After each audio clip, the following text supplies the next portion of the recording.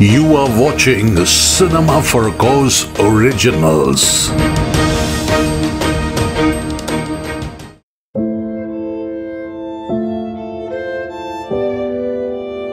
Cinema for a cause নিবেদিত sugar daddy সমাজের খুব একটা বলিষ্ঠ দিক, যেটা বলিষ্ঠ এই জন্যেই মানে একটা নিদারুণ সত্য, তার বলিষ্ঠতাটা আমরা দেখানোর চেষ্টা করেছি।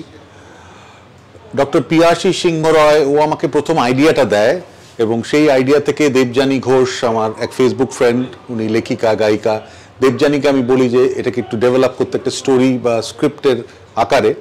তো সেইটাকে দেবযানী খুব সুন্দরভাবে লেখে, দেবযানীর গানও আমরা ফিল্মটা ইউজ করেছি এবং তারপরে সমগ্র ব্যাপারটা একটা সুন্দরভাবে সাজানোর আমরা চেষ্টা করি।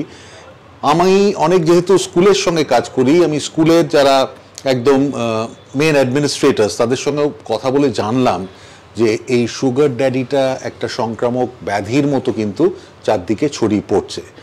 ইয়াং মেয়েরা তারা স্কুলে যাবার যে গাড়িতে উঠছে, সে গাড়ি থেকেই নেমে স্কুলের প্রবেশদ্বারে না ঢুকে তারা অন্য গাড়িতে চেপে কিন্তু তারা ফুর্তি বা একটা অন্য উন্মাদনায় মেতে উঠছে এবং সেই উন্মাদনা হচ্ছে ম্যাটেরিয়ালিস্টিক একটা ওয়ার্ল্ডের হাতছানি, একটা প্রলোভন।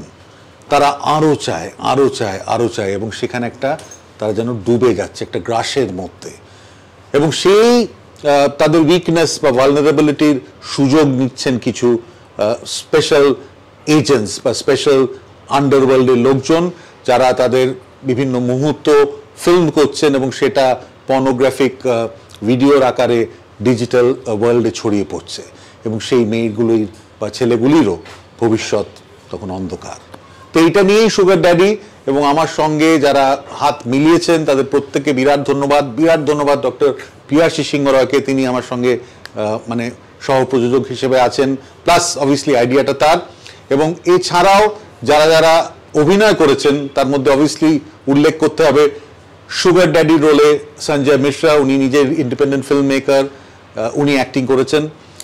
যে মেন এখানে মানে মেন যার ওপর পুরো মানে যে শিকার হচ্ছে, মানে যে সুগার ড্যাডির প্রলোভন বা প্রেমে পড়ছে, সেই রোলটি মিলি বলে একটি চরিত্র, সেটা করেছে বারবির একটা বারবি নাটকের মেয়ে, কিন্তু এটা একটা ডেবিউ তার এবং সেটা দুর্দান্ত করেছে বারবির বেস্ট ফ্রেন্ড বেস্টির রোলে আছে আকাঙ্ক্ষাও খুবই প্রমিসিং একজন অ্যাক্টর।